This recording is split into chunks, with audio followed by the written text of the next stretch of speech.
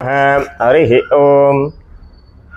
ಮೇ ತಿಂಗಳು 18ನೇ ತಾರೀಕು ಭಾನುವಾರ, ಷಷ್ಠಿ ತಿಥಿ, ಉತ್ತರಾಷಾಢ ನಕ್ಷತ್ರ. ಅಂದಿನ ದಿವಸ ರಾಹುಕೇತುಗಳು ಕೂಡ ಬದಲಾವಣೆ ಆಗ್ತಕ್ಕಂಥದ್ದಿದೆ. ಈ ತಿಂಗಳಲ್ಲಿ, ಮೇ ತಿಂಗಳಲ್ಲಿ ಗುರು 14ನೇ ತಾರೀಕು ಬದಲಾವಣೆ ಆಗ್ತಾ ಇದ್ದಾರೆ. 18ನೇ ತಾರೀಕು ರಾಹುಕೇತುಗಳು ಬದಲಾವಣೆ ಆಗ್ತಾರೆ. ಪೂರ್ವಾಭಾದ ನಕ್ಷತ್ರ 3ನೇ ಪಾದದ ವಿಭಾಗದಲ್ಲಿ ರಾಹು ಸಂಚಾರ ಮಾಡ್ತಾರೆ. ಉತ್ತರ ನಕ್ಷತ್ರ 1ನೇ ಪಾದಕ್ಕೆ ಕೇತು ಸಂಚಾರ ಮಾಡ್ತಾರೆ. ಅಂದರೆ ಕುಂಭರಾಶಿಗೆ ಮತ್ತು ಸಿಂಹ ರಾಶಿಗೆ ಇವರಿಬ್ಬರು ಬದಲಾವಣೆಗಳನ್ನು ಮಾಡ್ಕೊಳ್ತಾ ಬರ್ತಾರೆ. ಈ ಗ್ರಹಗತಿಗಳು ಎಲ್ಲೇ ಇದ್ದರೂ ಕೂಡ ಪೂರ್ಣ ಫಲಗಳನ್ನು ನಾವು ಒಂದೇ ರೀತಿ ಪ್ರಕಾರದಲ್ಲಿ ನೋಡಬಹುದು. ರಾಹುಕೇತುಗಳು ಯಾವುದೇ ಸ್ಥಾನಗಳಲ್ಲಿದ್ದರೂ ಕೂಡ ಇಬ್ಬರು ಒಂದೇ ರೀತಿ ಬದಲಾವಣೆಗಳನ್ನು ಕೊಡ್ತಾರೆ. ರಾಹು ಸಿಂಹ ರಾಶಿಯಲ್ಲಿ ಸಂಚಾರ ಮಾಡ್ತಕ್ಕಂಥದ್ದಾದರೆ 1ನೇ ಮನೆಯಲ್ಲಿ ರಾಹು ಇರ್ತಕ್ಕಂಥದ್ದಿರೋದ್ರಿಂದ ಸಿಂಹರಾಶಿಯವರಿಗೆ ಭಯದ ವಾತಾವರಣಗಳನ್ನು ನಾವು ಕಾಣಬಹುದು.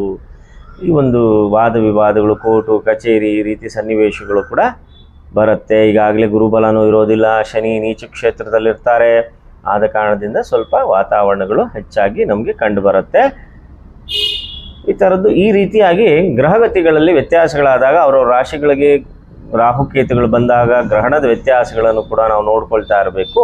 ಗ್ರಹಣಗಳಾದಾಗ ಕೂಡ ಅವ್ರಿಗೆ ಶುಭ ಅಶುಭಗಳ ಫಲಗಳು ಹೆಚ್ಚಾಗಿ ಕಾಣಿಸ್ಕೊಳ್ಳುತ್ತೆ. ಮೇಷರಾಶಿಯವರಿಗೆ 11ನೇ ಮನೆಯಲ್ಲಿ ರಾಹು ಇರ್ತಾರೆ, 5ನೇ ಮನೆಯಲ್ಲಿ ಕೇತು ಇರ್ತಾರೆ. ಅವ್ರಿಗೇನು ಆ ಥರದ ಅಶುಭ ಫಲಗಳನ್ನು ನಾವು ಕಾಣೋದಕ್ಕಾಗೋದಿಲ್ಲ. ಶುಭ ಫಲಗಳು ಬರುತ್ತೆ. ರಾಹುಕೇತುಗಳಿಂದ ಒಳ್ಳೆಯದೇ ಆಗುತ್ತೆ. ಯಾವುದಾದ್ರೂ ವಾದ ವಿವಾದಗಳು ಬಹಳ ದಿವಸಗಳಿಂದ ಪೆಂಡಿಂಗ್ ಇರ್ತಕ್ಕಂಥ ವಿಚಾರಗಳಲ್ಲಿರ್ತಕ್ಕಂಥದ್ದೆಲ್ಲವೂ ಕೂಡ ಬಗೆಹರಿಯುವಂಥದ್ದು ಸನ್ನಿವೇಶ ಆಗತ್ತೆ.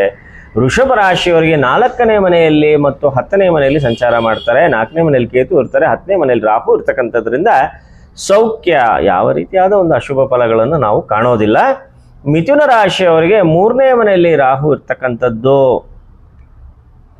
3ನೇ ಮನೆಯಲ್ಲಿ ಕೇತು ಇರ್ತಕ್ಕಂಥದ್ದು, 9ನೇ ಮನೆಯಲ್ಲಿ ರಾಹು ಇರ್ತಕ್ಕಂಥದ್ದು ವಿಭಾಗ ಬರೋದ್ರಿಂದ ಜಗಳದ ವಾತಾವರಣಗಳು ಹೆಚ್ಚಾಗಿ ಬರುತ್ತೆ ಮತ್ತು ರೋಗ ರುಜಿನಗಳನ್ನು ನಾವು ಕಾಣಬೇಕಾಗತ್ತೆ. ಇದೆಲ್ಲ ಮನೋರೋಗಕ್ಕೆ ಸಂಬಂಧಪಡುವಂಥ ಕಾಯಿಲೆಗಳು ನಮಗೆ ಕಂಡು ಬರುತ್ತೆ. ಕಟಕ ರಾಶಿಯವರಿಗೆ 2ನೇ ಮನೆಯಲ್ಲಿ ಕೇತು ಇರ್ತಕ್ಕಂಥದ್ದು, 8ನೇ ಮನೆಯಲ್ಲಿ ರಾಹು ಇರ್ತಕ್ಕಂಥ ವಿಭಾಗ ಬರೋದ್ರಿಂದ ಇವರಿಗೆ ಮಾನಹಾನಿ, ಅಗೌರವ ನೀಡ್ತಕ್ಕಂಥ ಜನರು ಹೆಚ್ಚಾಗಿ ಬಂದು ನಮ್ಮ ಗೌರವಗಳನ್ನು ನಾಶವನ್ನು ಮಾಡ್ತಕ್ಕಂಥದ್ದು ಮತ್ತು ಜ್ವರಬಾಧೆ, ಇದನ್ನ ಹೊಳ ಜ್ವರ ಅಂತ ಹೇಳ್ತಕ್ಕಂಥದ್ದು. ನಮಗೆ ಜ್ವರ ಇರುತ್ತೆ, ಅದ್ರ ಮೇಲ್ಗಡೆ ಕಂಡು ಬರೋದಿಲ್ಲ. ಆ ರೀತಿಯಾದ ಪ್ರಮಾಣಗಳ ಒಂದು ಅನಾರೋಗ್ಯಗಳು ಹೆಚ್ಚಾಗಿ ನಮಗೆ ಕಂಡು ಬರುತ್ತೆ. ಸಿಂಹ ರಾಶಿಯವರಿಗೆ 1ನೇ ಮನೆಯಲ್ಲಿ ಕೇತು ಇರ್ತಕ್ಕಂಥದ್ರಿಂದ ಭಯದ ವಾತಾವರಣಗಳು, ಶತ್ರುಬಾಧೆ, ಮಾನಸಿಕ ತೊಂದರೆಗಳು, ಮನೋರೋಗ, ಯಾರಿಗೂ ಹೇಳ್ಕೊಳ್ಳೋದಕ್ಕಾಗೋದಿಲ್ಲ ಅಂತ ಒಂದು ಸಂಕಷ್ಟಗಳನ್ನು ನಾವು ಕಾಣ್ತೀವಿ. ಸಪ್ತಮದಲ್ಲಿ ರಾಹು ಇರ್ತಕ್ಕಂಥದ್ರಿಂದ ಧನಹಾನಿ, ದ್ರವ್ಯ ಧನಗಳೆಲ್ಲವನ್ನು ನಾವು ಕಳ್ಕೊಳ್ತಕ್ಕಂಥದ್ದು ಹೆಚ್ಚಾಗತ್ತೆ. ಕನ್ಯಾ ರಾಶಿಯವರಿಗೆ ಇದು ಕೊನೆಯ ವಾತಾವರಣ. 4.5 ವರ್ಷದ ರಾಹುಕೇತುಗಳ ಕಾಟದಲ್ಲಿ 12ನೇ ಸ್ಥಾನದಲ್ಲಿ ಕೇತು ಇರ್ತಕ್ಕಂಥದ್ರಿಂದ ವ್ಯಾಧಿಗಳನ್ನು ನಾವು ಕಾಣಬೇಕಾಗತ್ತೆ. ಅನಾರೋಗ್ಯದ ಬಾಧೆಗಳನ್ನು ನಾವು ಹೆಚ್ಚಾಗಿ ಕಾಣಬೇಕಾಗತ್ತೆ. 6ನೇ ಮನೆಯಲ್ಲಿ ರಾಹು ಇರ್ತಕ್ಕಂಥದ್ರಿಂದ ಅಪಮೃತ್ಯು, ಆಸ್ಪತ್ರೆಗೆ ಅಲಿಯುವಂಥ ಬಹಳಷ್ಟು ಕಷ್ಟಗಳನ್ನು ನಮಗೆ ಕೊಡ್ತಾರೆ. ಸ್ವಲ್ಪ ಎಚ್ಚರಿಕೆಯಿಂದ ಇರ್ತಕ್ಕಂಥದ್ದು. ಈ ಒಂದು ಫಲಗಳನ್ನು ನೀವು ನಿಮ್ಮ ದಶಾಭುಕ್ತಿಗಳನ್ನು ಒಂದು ಬಾರಿ ಚೆಕ್ ಮಾಡ್ಕೋಬೇಕು. ಒಂದು ಬಾರಿ ಪರೀಕ್ಷಿಸಿ ನಂತರ ಈ ಫಲಗಳು ನಿಮಗೆ ಸಿಗುತ್ತೆ. ಸುಮ್ಮನೆ ನಾವು ಈ ರಾಹುಕೇತುಗಳು ಸಂಚಾರ ಮಾಡಿದ ತಕ್ಷಣ ಭಯದ ವಾತಾವರಣನೇ ಹೇಳೋದು ಅನ್ನೋದಲ್ಲ. ನೀವು ದಯವಿಟ್ಟು ಒಂದು ಬಾರಿ ನೀವು ನಿಮ್ಮ ದಶಾಭುಕ್ತಿಗಳನ್ನು ಚೆಕ್ ಮಾಡ್ಕೋಬೇಕು. ನಿಮ್ಮ ದಶಾಭುಕ್ತಿಗಳಲ್ಲಿ ಉತ್ತಮವಾದ ಗ್ರಹಗಳ ಸಂಚಾರಗಳಿದ್ದಲ್ಲಿ ಈ ಫಲಗಳಲ್ಲಿ ಅಷ್ಟೊಂದು ಫಲಗಳು ನಿಮಗೆ ಸಿಗೋದಿಲ್ಲ. ಮತ್ತು ನಿಮಗೆ ಯಾವುದಾನ ಜೀವನದಲ್ಲಿ ಗಂಡಾಂತರಗಳು ಅಂತ ಇರುತ್ತೆ. ಆ ಗಂಡಾಂತರಗಳ ವ್ಯತ್ಯಾಸಗಳು ಇವಾಗ ಬಂದಿದ್ರೆ ಈ ರಾಹುಕೇತುಗಳು ಈ ರೀತಿ ಬಂದಿರೋದ್ರಿಂದ ಅದು ದೊಡ್ಡ ಪ್ರಮಾಣದಲ್ಲಿ ನಿಮ್ಮನ್ನು ಕಾಡಿಸುತ್ತೆ. ತುಲಾ ರಾಶಿಯವರಿಗೆ ಬಹಳಷ್ಟು ರಾಹುಕೇತುಗಳಿಂದ ಬದಲಾವಣೆಗಳಿದ್ದಾವೆ. ಯಾವ ಫಲಗಳನ್ನು ನಾವು ಅವರೇನು ಕಾಣೋದಿಲ್ಲ. 11 ಮತ್ತು 5ನೇ ಮನೆಯಲ್ಲಿ ಇರ್ತಾರೆ. ಆದ ಕಾರಣದಿಂದ ಲಾಭದ ವ್ಯತ್ಯಾಸಗಳು ಕಂಡು ಬರುತ್ತೆ. ವೃಶ್ಚಿಕ ರಾಶಿಯವ್ರಿಗೂ ಅಷ್ಟೇ 10ನೇ ಮನೆಯಲ್ಲಿ ಮತ್ತು 4ನೇ ಮನೆಯಲ್ಲಿ ಇರ್ತಕ್ಕಂಥದ್ರಿಂದ ಸೌಖ್ಯವನ್ನು ಅವರು ಕಾಣ್ತಾರೆ. ಅವ್ರಿಗೂ ಕೂಡ ಅಶುಭ ಫಲ ಯಾವುದು ಕಂಡು ಬರೋದಿಲ್ಲ. ಧನುರಾಶಿಯವರಿಗೆ 3 ಮತ್ತು 9ನೇ ಮನೆಯಲ್ಲಿ ಕಾಣಿಸ್ಕೊಳ್ತಾರೆ. ಕುಂಭರಾಶಿಯ 3ನೇ ಮನೆಯಲ್ಲಿ ರಾಹು ಕಾಣಿಸ್ಕೊಳ್ತಾನೆ, 9ನೇ ಮನೆ ಸಿಂಹರಾಶಿ ವಿಭಾಗದಲ್ಲಿ ಕೇತು ಕಾಣಿಸ್ಕೊಳ್ತಾನೆ. ಆದ ಕಾರಣದಿಂದ ಜಗಳದ ವಾತಾವರಣ ಮತ್ತು ರೋಗದ ವಾತಾವರಣ ಹೆಚ್ಚಾಗಿ ಕಂಡು ಬರುತ್ತೆ. ಮಕರ ರಾಶಿಯವರಿಗೆ 2ನೇ ಮನೆಯಲ್ಲಿ ಮತ್ತು 8ನೇ ಮನೆಯಲ್ಲಿ ಈಗ ತಾನೇ 7.5 ಎಲ್ಲ ಮುಗಿಸ್ಕೊಂಡಿದ್ದೀನಿ ಅನ್ನೋ ಸಂತೋಷದಲ್ಲಿ ಇರ್ತಾರೆ ಬಹಳ ಜನ. ಆದರೆ ಈಗ 4.5 ವರ್ಷಗಳ ಕಾಲದ ರಾಹುಕೇತುಗಳ ಕಾಟಗಳು ಪ್ರಾರಂಭ ಆಗಿರುತ್ತೆ. 2ನೇ ಮನೆಯಲ್ಲಿ ರಾಹು ಇರ್ತಕ್ಕಂಥದ್ರಿಂದ ಅಪಗೌರವ, ಅಪಕೀರ್ತಿ, ಅಪಮಾನ, ಮಾನಹಾನಿ, ಮಾನ ನಷ್ಟ ಇದೆಲ್ಲ ಬಂದೇ ಬರುತ್ತೆ. ರೋಗ ರುಜಿನಗಳು ಬರ್ತಕ್ಕಂಥ ವಿಭಾಗಗಳು 8ನೇ ಮನೆಯಲ್ಲಿ ಇರ್ತಕ್ಕಂಥದ್ರಿಂದ ಕೇತು ಬರುತ್ತೆ. ಸ್ವಲ್ಪ ನೀವು ಅದರಿಂದ ಎಚ್ಚರಿಕೆ ಇರೋದು ಒಳ್ಳೆಯದು. ಎಲ್ಲೂ ಜಗಳಗಳು ಮಾಡ್ಕೊಳ್ದಿದ್ರೆ ಒಳ್ಳೆಯದು. ಈಗ ತಾನೇ ಬಹಳಷ್ಟು ಶನಿಯ ಒಂದು ಶುದ್ಧತೆಯಿಂದ ಹೊರಗೆ ಬಂದಿದ್ದೀರಾ, ಮತ್ತು ಅದು ಇನ್ನೂ ದೊಡ್ಡ ಪ್ರಮಾಣದಲ್ಲಿ ಯಾವುದು ಬೆಳೀದೇ ಇದ್ದರೆ ಒಳ್ಳೆಯದು. ಕುಂಭರಾಶಿಯವರಿಗೆ 1ನೇ ಮನೆಯಲ್ಲಿ ರಾಹು ಬರ್ತಾರೆ. ಆದ ಕಾರಣದಿಂದ ನಿಮಗೂ ಕೂಡ ಭಯದ ವಾತಾವರಣ, ಶತ್ರುಕಾಟ, ಮಾನಸಿಕ ಒತ್ತಡ, ಮನೋರೋಗ ಹೆಚ್ಚಾಗಿ ಕಾಡಿಸುತ್ತೆ. ಸ್ವಲ್ಪ ಎಚ್ಚರಿಕೆಯಿಂದ ಇರ್ತಕ್ಕಂಥದ್ದು ಒಳ್ಳೆಯದು.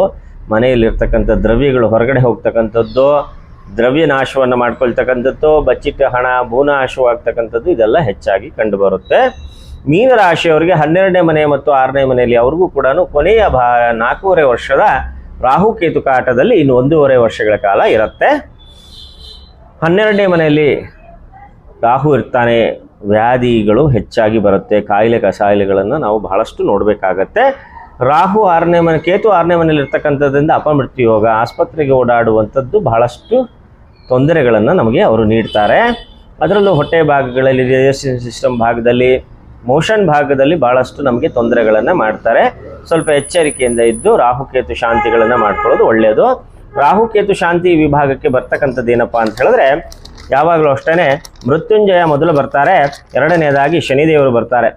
ಶನಿದೇವರು ಕೂಡ ರಾಹುಕೇತುಗಳಿಗೆ ಅಧಿದೇವರು.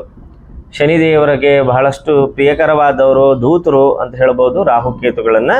ಶನಿದೇವರಿಗೆ ಶನಿವಾರದಂದು ರಾಹುಗಾಲದಲ್ಲಿ 9 ರಿಂದ 10:30 ಸಮಯದಲ್ಲಿ ನಿಂಬೆಹಣ್ಣು ದೀಪವನ್ನು ರಾಹುಕೇತುಗಳ ಪ್ರಾರ್ಥನೆ ಮಾಡಿಕೊಂಡು ಆರತಿ ಮಾಡಿ ಶನಿದೇವರಿಗೆ ಆರತಿ ಮಾಡಿದ್ರೆ ಖಂಡಿತವಾಗ್ಲೂ ಈ ರಾಹುಕೇತುಗಳ ಪರಿಹಾರ ಸಿಗುತ್ತೆ. ಇಲ್ಲ ಮೃತ್ಯುಂಜಯನಿಗೆ, ಪರಮೇಶ್ವರನಿಗೆ ಬೆಲ್ಲದ ದೀಪವನ್ನು ರಾಹುಗಾಲದಲ್ಲಿ ಹಚ್ಚಿದ್ರೆ ಕೂಡ ಬಹಳ ಒಳ್ಳೆಯದಾಗತ್ತೆ.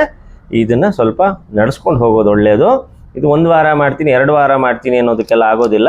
ಒಂದು ಕಂಟಿನ್ಯೂಸ್ ಆಗಿ ಮಾಡಿದ್ರೆ 5 ವಾರ ಮತ್ತು 9 ವಾರಗಳನ್ನು ನೀವು ಮಾಡ್ಕೋಬೇಕು.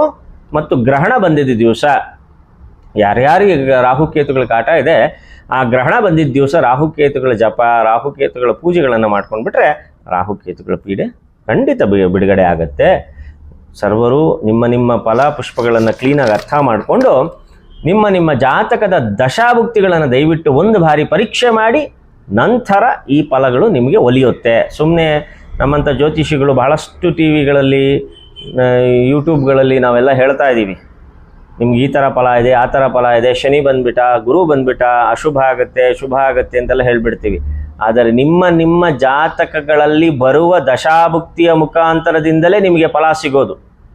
ದಯವಿಟ್ಟು ಅದನ್ನು ಪರಿಶೀಲನೆ ಮಾಡದಂತೆ ಇಂದು ಗುರುಬಲ ಮಿಥುನ ರಾಶಿಗೆ ಬಂದಿದೆ, ಇಂದು ಗುರುಬಲ ಸಿಂಹ ರಾಶಿಗೆ ಬಂದಿದೆ ಅಂತ ಅಂದ್ಕೊಂಡು ನೀವು ಎಲ್ಲರಿಗೂ, ಆ ರಾಶಿಲಿರೋರು ಎಲ್ಲರಿಗೂ ಅದೇ ಥರ ಪ್ರತಿಫಲ ಆಗಂಗಿದ್ರೆ ಎಲ್ಲರೂ ಶ್ರೀಮಂತರಾಗ್ಬಿಡ್ತಾರೆ, ಎಲ್ಲರೂ ಧನಿಕರಾಗ್ಬಿಡ್ತಾರೆ. ಇಲ್ಲ ಎಲ್ಲರಿಗೂ ಗ್ರಾಚಾರ ಕೆಟ್ಟಿದೆ, ಎಲ್ಲರಿಗೂ ಆ ಮಿಥುನ ರಾಶಿ ಗುರುಬಲನೇ ಇಲ್ಲ ಅಂದರೆ ಎಲ್ಲರೂ ಏನೂ ಇಲ್ಲದಂತೆ ದಾರಿದ್ರ್ಯ ಬಂದ್ಬಿಡತ್ತೆ. ಎಲ್ಲರೂ ಆ ರೀತಿ ಆಗೋದಿಲ್ಲ. ಒಂದು ರಾಶಿಯಲ್ಲಿ ಶ್ರೀಮಂತ ಇರ್ತಕ್ಕಂಥವನು ಇದ್ದಾನೆ, ಧನಿಕ ಇರ್ತಕ್ಕಂಥವನು ಇದ್ದಾನೆ, ಮಿಡಲ್ ಕ್ಲಾಸ್ ಇರ್ತಕ್ಕಂಥವನು ಇದ್ದಾನೆ, ದಾರಿದ್ರ್ಯ ಬಂದಿರೋನು ಇರ್ತಾನೆ. ಅವನವನ ಜನ್ಮ ಕಾರಣದಿಂದ ಆಗಿರುತ್ತದು. ನೀವು ದಯವಿಟ್ಟು ನಿಮ್ಮ ಜನ್ಮ ಪತ್ರಿಕೆಯನ್ನು ಒಂದು ರೀತಿ ಪರಿಶೀಲನೆ ಮಾಡಿ ನಂತರ ಈ ಫಲಗಳನ್ನು ನೀವು ಹೊಂದಿಕೊಳ್ಳಿ. ನೀವು ಈ ವಿಚಾರಗಳ ಬಗ್ಗೆ ನೀವು ನಂಬಬಹುದು, ನಂಬದೇ ಇರಬಹುದು. ನಿಮ್ಮ ಜಾತಕನೇ ಮೊದಲು. ಇಂದಿನ ವರ್ಷದಲ್ಲಿ ಬದಲಾವಣೆ ಆಗುವ ಗ್ರಹಗತಿಗಳಿಂದ ಆಗುವುದಿಲ್ಲ. ನಿಮ್ಮ ಜಾತಕದಲ್ಲಿರ್ತಕ್ಕಂಥ ಫಲಾಪುಷ್ಪಗಳ ಮುಖಾಂತರದಲ್ಲಿ ಈ ಫಲ ನಿಮಗೆ ಸಿಗತ್ತೆ. ದಯವಿಟ್ಟು ಪರಿಶೀಲನೆ ಮಾಡಿ. ಸುಮ್ಮನೆ ದೇವಾಲಯಕ್ಕೆ ಹೋಗಿ, ಯಾರೋ ಹೇಳಿರ್ತಾರೆ ದೇವಾಲಯಕ್ಕೆ ಹೋಗಿ ಎಳ್ಳೆಣ್ಣೆ ಕೊಟ್ಬಿಡಿ, ದೇವಾಲಯಕ್ಕೆ ಹೋಗಿ ಕಡಲೆಕಾಳು ಕೊಟ್ಬಿಡಿ, ದೇವಾಲಯಕ್ಕೆ ಹೋಗಿ ಹುಳ್ಳಿಕಾಳು ಕೊಟ್ಬಿಡಿ, ಉದ್ದಿನ ಕಾಳು ಕೊಟ್ಬಿಡಿ, ಒಳ್ಳೆಯದಾಗತ್ತೆ. ದಾನಂ ಧನಕ್ಷತೆ ವರ್ಣಂ ಪೂರ್ವಾಹಿತೆ ಅಂತ ದಾನ ಮಾಡುವುದರಿಂದ ಫಲ ಸಿಗುವುದಿಲ್ಲ. ದಾನವನ್ನು ಮಾಡುವುದಕ್ಕೆ ಮುಂಚೆ ನಾವು ಆ ಪರಿಸ್ಥಿತಿಯಲ್ಲಿ ನಾವು ಇರಬೇಕು, ನಾವು ಬದಲಾವಣೆ ಆಗಿರಬೇಕು, ನಮ್ಮ ಮನಸ್ಥಿತಿ ಶುದ್ಧತೆಯಿಂದಿರಬೇಕು, ನಮ್ಮಲ್ಲಿ ಏಕಾಗ್ರತೆ ಬಂದಿರಬೇಕು. ಅಂದಿನ ದಿವಸ ನಾವು ದಾನ ಮಾಡುವುದಕ್ಕೂ ಕೂಡ ಫಲ ಸಿಗುತ್ತೆ. ನಮ್ಮ ಹಿಂದೆ 4 ಜನ ಹೊಗಳೋರನ್ನು ನಾವು ಇಟ್ಕೊಂಡ್ರೆ ಯಾವ ಗ್ರಹಗತಿಗಳು ಕೂಡ ನಮ್ಮ ಹಿಂದೆ ಬರುವುದಿಲ್ಲ. ದಯವಿಟ್ಟು ನಿಮ್ಮ ಜಾತಕಗಳನ್ನು ನೋಡಿ ನಂತರ ಈ ಫಲಗಳ ಬಗ್ಗೆ ಯೋಚನೆ ಮಾಡೋರಂತೆ. ಸರ್ವರಿಗೂ ಸನ್ಮಂಗಳವಾಗಲಿ. ಸರ್ವೇ ಜನ ಸುಖಿನೋ ಭವಂತು.